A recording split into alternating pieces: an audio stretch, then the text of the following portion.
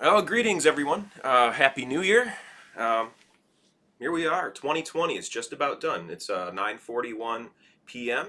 New Year's Eve, December 31st, 2020. And wow, what a year, right? I mean, a lot of mixed emotions about everything. Hey, Lucy. And it's been a heck of a ride for a lot of us. Um, if you know who I am, great. If you don't know who I am, well, this is maybe an introduction. This is my first video I'm going to put out on the internet to say hi to everybody. Hello, internet. Um, I won't lie, this is kind of awkward for me because I've never made a video and put it out there intentionally, really, uh, sharing myself with the world and who I am. And this is Lucy, by the way. My name's Doug. Hello, everybody. And this is Lucy the cat. Lucy's my quarantine pal, right, Lucy? She helps keep my legs warm in the winter, and um, she doesn't say much, but at least she never interrupts me, right? Oh wow, what a year! It's been a crazy one. Um, no year is complete though without sharing a little bit of bubbly. We have here a non-brand, nice generic seltzer water. Chime in the new year with this. There we are. Let's get this party started. That's right. Well, let's see here. My name is Doug, and I am putting out this video to pretty much dip my toe in the water of interacting with the internet. This is going to be probably, I'm hoping it's going to be an unedited video. So I apologize for any redundancies and for any slips of the tongue and any other mishaps that make this an unpalatable video. Like I said, I've never done this before, and I know a little bit about editing, but I'm trying to meet the deadline of getting this done before midnight tonight. I mean, it's the last day of the year. I need to turn over a new leaf. I think we all do. We all feel that way around this time of year. I mean, at least most of us do. And here we are right now. So with this being my first broadcast, I should introduce myself in another light. I've already established my name's Doug, and this is Lucy over here. Right, Lucy? Like she needs to validate that her name is Lucy. We all know. This is Lucy the cat. Um, let's see here. Yeah, I'm a performance artist in the southeastern Michigan area. I've been doing various human tricks to make people laugh, give them a sense of awe and wonder since probably about the year 2000, downtown Detroit at Phoenix Plaza when they first had the Detroit Electronic Music Festival. And I was probably best known for my contact juggling antics. That's for you who don't know what contact juggling is, I'm not going to do very much demonstration with that here in this video, but it's the manipulation of crystal balls in a way that makes people go, oh wow, that reminds me of that scene in the movie The Labyrinth with that singer David Bowie. Do you ever hear of David Bowie? Uh, and yeah, I discovered something strange and unusual at a young age, and I went to the music festival downtown and was just trying to hit the beats of the music by manipulating a glass ball around, and someone handed me $1, and that kind of changed my life. It changed the trajectory of my life quite a bit, I think. Like, wow, I can do something I like and maybe make a buck off of it. So that started a different different path in the road of my life. So yeah, I would go there every year with some friends. We'd go in the car, hop on downtown, and it got to the point where I'd put out a hat and put on a little show for folks. And it was a tradition for a while, and it has been for a long time, except for this year, of course, when the year got canceled, the whole year. Um, in about 2005, I started working at the Michigan Renaissance Festival with the crystal ball stuff. I was wondering, how am I going to fit into a Renaissance Festival? Because there's so many people working there. I used to go there just because it was fun. It still is fun. I still very much enjoy it. Um, but I thought to myself, if I'm going to work, this would be an ideal place to work. I mean, it's 7 weekends. I can reach a large audience of people, and I asked around, and luckily I found the right people to talk to, and they were kind enough to give me a chance and put me in the lanes. And I thought to myself, well, how am I going to fit in aesthetically with this? And for some reason, I had an appreciation for the art of belly dancing, and I still do very much so. Um, and I thought that, well, maybe I can find a way to fit some sort of role of being the traveler from the east, put on a turban, like the crystal ball reader archetype that juggles them around, and I guess that kind of worked out. And I was hired in officially, I think, in 2006. I think I was working there at the Crystal Sticks booth. Those are devil sticks. Um, you'll learn more about that in another video. I'll be putting out an artist autobiography, a brief one that kind of sums up what I've done as a performance artist over the past 15, 20 years. Um, but yeah, I was lucky enough to start at Michigan Renaissance Fest, and that was a great opportunity that enabled me to find other people that I can provide entertainment to. I remember one of I think my first gig I got, it was like $50, and it was a house in Flint. Hello, Marty, if you're watching, thanks for hiring me for your Halloween party. It was a Halloween party right after the Renaissance Festival. I can't remember what year it was. It must have been 2005 or 2006. I was so nervous, and I thought that I charged way too much, but they didn't bat an eye. I thought, well, it's a long drive there and a long drive back. And I was able to put on a little show for some kids in the house, and that was a big moment for me. I was so nervous. I didn't do my best job, but they seemed to like the show, and they were happy that I was there, and the kids were well behaved.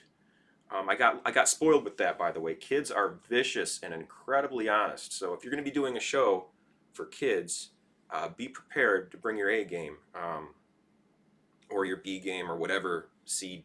I don't know, whatever. Just do your best, and and they're brutally honest. Those kids can be vicious.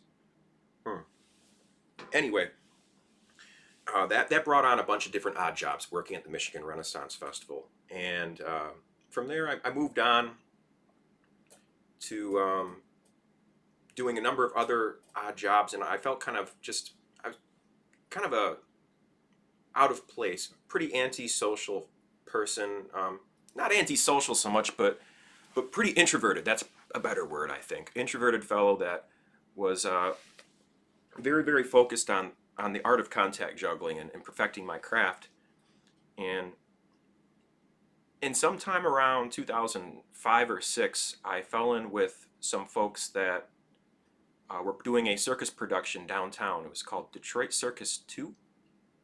I believe it was at the Furniture Factory. It was put on by the late Lulu Bannerton, is a wonderful woman who's no longer with us anymore, who put on this production. And through this production, I was able to meet a number of very interesting people in a whole different culture called burner culture, or people who uh, frequent Burning Man or subscribe at least to the culture and the 10 principles of Burning Man and stuff like that. If you're new to Burning Man, you've never heard of Burning Man or the principles behind it, it's more than just a party. It's a lot more than just a party. It's not.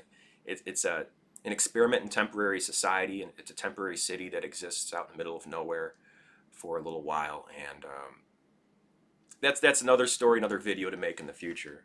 But the point is I met some amazing people who would get together on Monday nights at a dojo and practice circus tricks, fire juggling, and just a variety of different things. Um, just a culmination of music, circus arts, um, and fire juggling and safety, most importantly. I guess every single time we went to the dojo, it would start with a fire safety course, and you have to be a part of it. Even if you were already part of it weeks ago or last week, everyone would have to participate in the safety class. Which at first I kind of rolled my eyes about it, but you know better after you've been doing it for a while that safety is paramount always.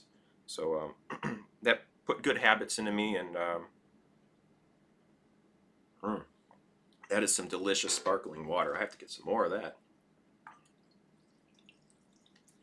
And there's so much to put into a small package here. So I guess from that moment, the days of Fire Fabulon, we'll call it that, which was a fire troop that existed already before I got there, and I was able to do some shows with Fire Fabulon as it evolved over the years. I was at the tail end of the existence of Fire Fabulon, but also at the birth of something very, very special called the Detroit Fire Guild, which happened. And that was brought to us by a number of folks that I met through that circuit of people, that group of burners, of fire slingers, fire jugglers, and just I look back at it with such fond memories. It was really, really a special time to be involved with such a thing. It was a group of people that got together and very, very supportive of each other, and worked on leveling up and getting our craft leveled up together and teaching each other new tricks and doing new things and all sorts of wonderful things. And that was definitely a life-changing experience to be involved with such a wonderful community of people. And still am involved and connected with a lot of them still too. It's just 2020 has made us all feel a little isolated and stir crazy, I imagine. And yeah, I guess through that community, I eventually stumbled on another place, a special group of people that were involved in putting together a Halloween party every year. And this Halloween party was unlike anything you've ever seen, experienced, or heard of.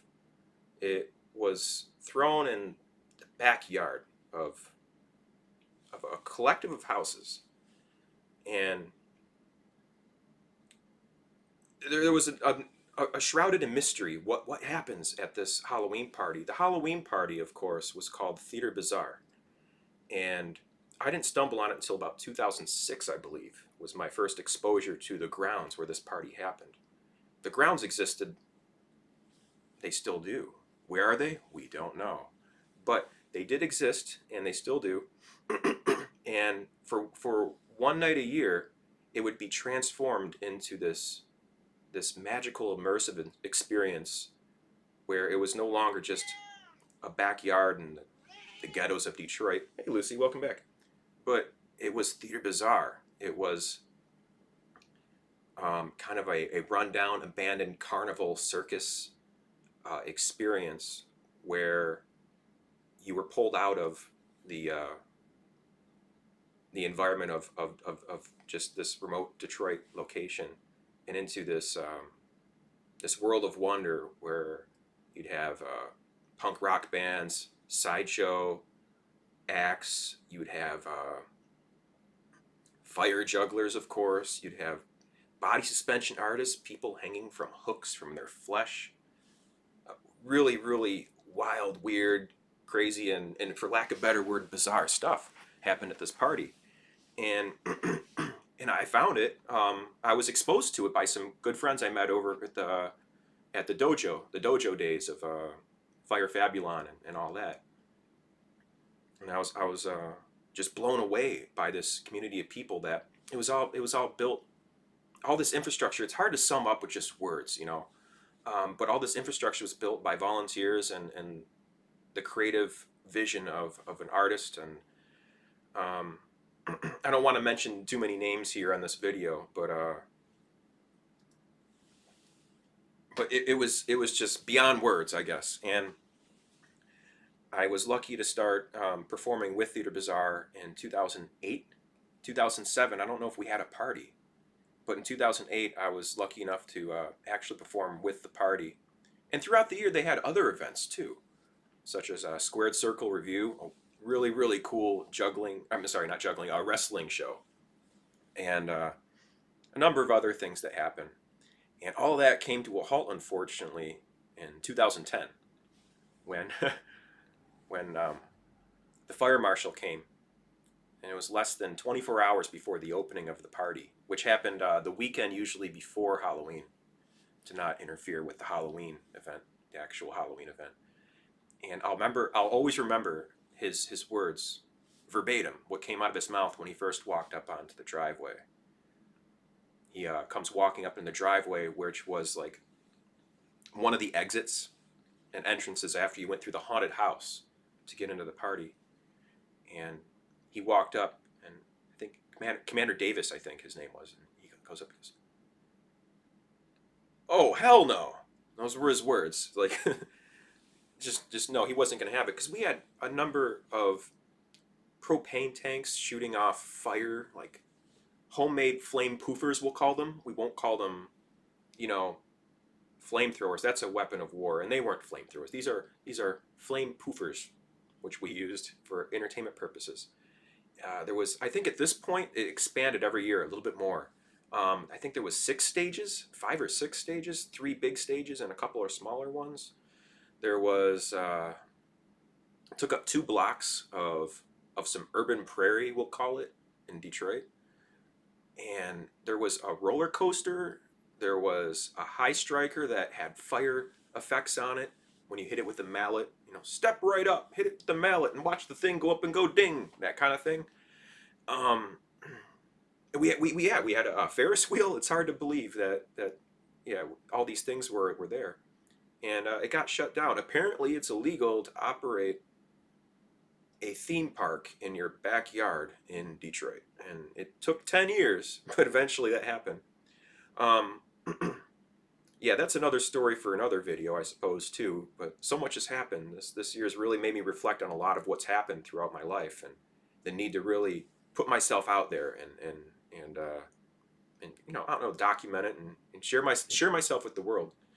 So in 2010, we got shut down, and it got moved to the Fillmore downtown temporarily. We were lucky enough to find a place. Less than 24 hours notice, a bunch of people hauled a bunch of stuff downtown to the Fillmore, and we had our show. And that was the first year where we debuted a very, very special act that I was a part of called The Devil's Tightrope, which you'll learn more about in another video. But I think I'm digressing here, though. So that was Theater Bazaar, and then from that day on, 2010, we did it at the Fillmore. In 2011, we started doing the party. We moved the party to the Masonic Temple downtown, and we kind of changed the aesthetic of it. When I say we, I mean the artist and all the people who actually do the hard work. I'm a humble entertainer um, who briefly did some management with the entertainment, but I'm an entertainer at heart. I'm not. Or at least I'm probably a better manager now. But at the time, that wasn't necessarily my strength. My strength was entertaining people, juggling, clowning, and the like. But moving forward, though, I worked at Theater Bazaar every single year since 2008, and this is the first year we haven't had it in here in 2020 due to the pandemic. And oh yeah, it's 2016. I started working as a character actor at Electric Forest Festival. Oh, that was a blast. That was wild. We worked in these pods of 4 or 5 or 6 people, and walk around the forest dressed in similar costumes, playing the roles of different characters. You'll see that in future videos. I'll document that and talk about um, my experience as Plantain, the colorful yellow jester mime character. I was able to be part of the Zeeble family. I was the grandpa of the Zeebles, um, an alien family that's on a vacation from Zabron 5. And we're walked around dressed as aliens pretty much, messing with all the kids in the forest at Electric Forest Festival on the west side of Michigan. And I was able to be one of my favorite characters I ever played was a character called Bucky Blah Blah, which was a sports announcer for Sporty Ball, where everything's a sport and you're always having a ball. So that was a lot of fun. I'll elaborate more on my Electric Forest experiences in the future. Um, and shoot, yeah, I mean, I've been doing a number of different odd jobs throughout the years. I was part of something. My first experience on stage, I should probably mention that, was brought on by a lovely lady who goes by Grace Detroit. Hello, Grace, if you're watching, and hello, Grace, if you're not watching. Grace started this little shindig, little event, this little soiree, this little party, if you will, downtown Detroit at a bar called Cliff Bell's, called Torch with a Twist, and it was a wonderful variety show where we had. Um, she would come out and she would sing, live music, live band playing, and everything like that. And it was kind of a tribute to old Torch shows. We had um, some wonderful burlesque acts, local and sometimes from not so local. We had novelty juggling acts such as me and a couple other folks that participated in it. Stand-up comedy, dancing numbers. It was something truly special, and we do it once a month. And we had such a good turnout for years and years of doing it. Eventually, it kind of petered off. I think we all just found different ways to go, and if you keep doing a show for a regular amount of time, you got to switch things up. And after a while, I think uh, we had a good run. We're talking like 4 or 5 years of doing this, I believe, maybe 3 or 4, but it lasted for a good amount of time, and we try to keep the rotation healthy. But times change, things change. You have to go with the flow. You have to adapt. Uh, have to move forward. And I guess that brings us to what I'm doing here with this video. This video is a lot longer than I anticipated, but what I hope to do is adapt as an artist. This year has changed a lot of things for many of us, and I find myself wanting to share myself with the world more than ever. We're still at the beginning of the internet, meaning if you take a look back around this time between the 90s and now, 100, 200 years from now, this is the beginning of the internet. This is a very important time. And no other time in history that I know of has it been so easy for just anyone and everyone to publish themselves and put themselves out there, self-publish themselves. Before, you had to get a deal with a record contract if you're a musician. You had to audition and be a part of like a circus, or you have to uh, audition, become part of a movie, or to do something like that, to put your art, your personality, your skills out there for the world to see.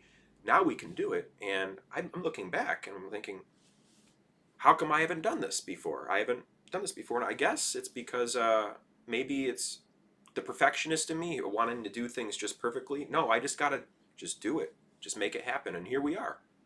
It's New Year's Eve. I'm not going anywhere, so I'm just dressed up here fancy with me and my cat Lucy, drinking the sparkling bubbly, and talking to a camera with a ring light behind it, hoping that it finds people well. If you made it this far in the video, thanks for watching this far. I'd like to share with you now my intentions for future video making. One of them is going to be lessons. I'd like to share with the world how to do various skills when it comes to contact juggling. I have so much to teach beginners and intermediates and maybe some advanced people. Skills with the contact juggling. There's something just like a bunch of silly human tricks. This is called pediddling. It's when you spin something on your finger. You can do it with a number of different things. Some people do it with plates. Some people do it with basketballs. You can spin it with trays. I got my fill of doing this, spinning a ring binder on my finger in high school, and then perfected it working at Dave and Buster's for a while. I worked at, hi anyone and everyone who worked at Dave and Buster's watching this rant here. Spinning trays on my fingers. Well, I'll teach people how to get started with that. I can teach a number of different stupid human tricks. I'm good for those.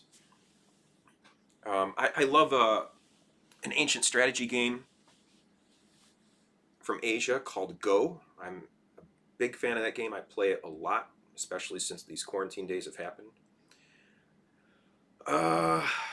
Yeah, so we have a bunch of different things I can teach as far as juggling and entertainment and stuff like that goes.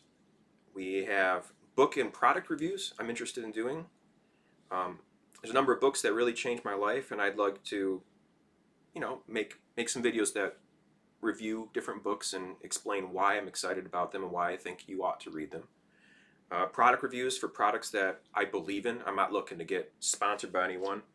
In fact, I deliberately blocked out this can of seltzer water because I don't know. I'm new to this whole internet video thing. I don't want to violate any copyright laws or whatever. That's why I'm not using any music either.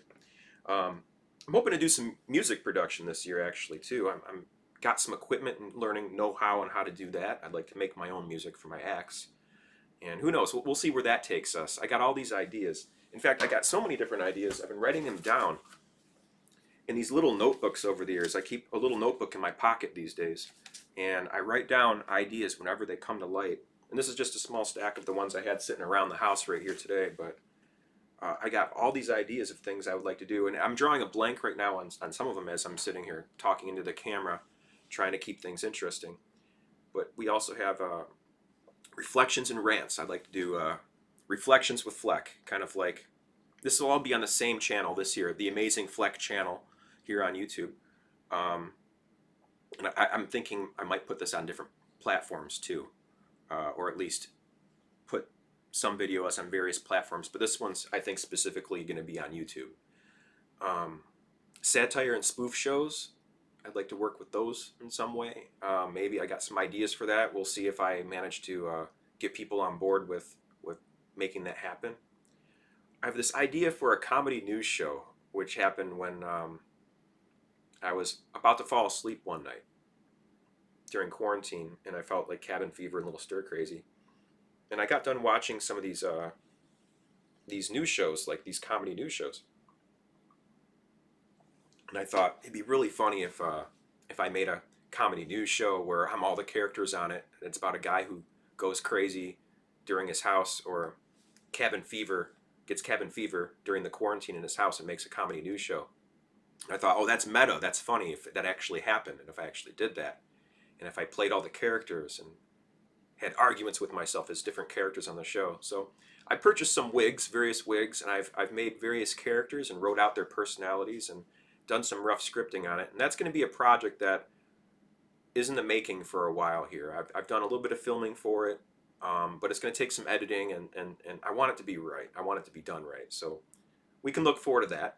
Of course, my artist autobiography, I'll make that actually a well-edited video, not something that's a 27-minute long rant. Thanks for watching if you made it this far, folks. I'm just some dude talking to you. That's the idea here. I'm trying to treat this camera as if it's a person that's not going to talk back. So I'm just going to keep the words flowing here. So I'll make the artist autobiography that explains what I've done over the years and what I'm all about. And I'm even thinking about doing something like a talk show. I think a talk show would be great. I've met a lot of really, really interesting people over the years, and have learned a lot from these folks, and get continued inspiration from a number of other people. A lot of people have changed the trajectory of my life and inspired me to become a better person, and I think it'd be great to share that with the world and discuss topics that might be controversial, discuss some things that might just be downright funny or entertaining. So it'd be great to share that kind of stuff with the world.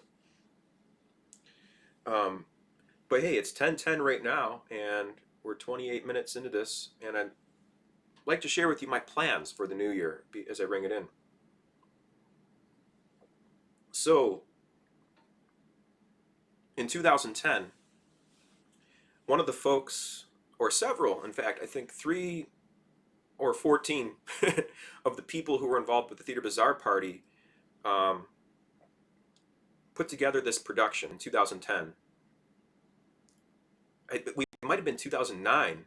It's hard to tell. It's 11 years ago, 10 years ago, 11 years ago, where we put together this production called Wonderland. And this is the DVD for it right here that was made after we put it together. It stars Roxy Delight as Alice, and it also stars me as the Cheshire Cat. It was put together by I'm not sure if I'm gonna get in trouble for this, but a fellow, I won't use his last name, but his name's Casey, and he's one of the big managers for the Theater Bazaar party, and he got together with the the top artist, the one who had the vision, the overall vision for Theater Bazaar, and made artwork and the set design with that artist. We'll call him John. And they put together this amazing production, wonderful production, with a number of local artists that variety acts. We have dancing, singing, juggling, even some suspension acts were in this. Burlesque, of course, live music, comedy, drama. The whole package was in there. And the amazing thing is this was all put together by people who never really had very much in the way of real theater experience, like telling a whole story through narration, music, and live performances. It was truly something spectacular and special that happened. And the last time we did this performance, I mean, it feels like we did maybe a dozen or 2 dozen of these, because we had rehearsals, so we had to rehearse and rehearse and rehearse. I know we did a couple of live performances at the Russell Industrial Center downtown, Detroit, and then we eventually did one for New Year's Eve at the wonderful Tangent Gallery and Hastings Street Ballroom downtown. That's a special little corner and nook in Detroit. If you're lucky enough to find it, you'll find good people there usually. Usually meaning 99% of the time. So we did the show there, and it turned out wonderful. We had a New Year's Eve showing of that, and the good people who put that production together are now live streaming it tonight at 10:45. So that's in about a half an hour from now. So I'll give that a watch as I ring in the new year. Me and Lucy will hold down the fort. And yeah, I got this mask to keep the internet safe from any moisture particles coming out of my mouth. I got it because it reminded me of the Cheshire cat that I was in this production. And see if we can do this really quick here. Yeah, I had this perpetual smile on my face throughout the show. And I remember after doing every performance, my cheeks were so sore from doing this doing this smile the whole time. I think it was my first time really getting into a character where I embodied and really felt myself as a cat, and did my juggling routine in that show, interacting with Alice. It was truly something remarkable and spectacular, and just one of a kind experience that I'll never ever forget. To be a part of something that remarkable, just all these people coming together and making something happen like that. It was truly something amazing to see and witness. Well, there you go. So that's what I'm doing tonight with this. I'll be watching this live streamed on YouTube tonight. Yeah, I wish I gave you more notice. I pumped the gas on it on my personal Facebook page and shared the information about it happening, but here we are now. So hello internet, I am the Amazing Flec, and this is me. This is me starting off my online video adventure. So stay tuned. I hope I don't let you down. I know I won't let you down. I'll come out with a number of different videos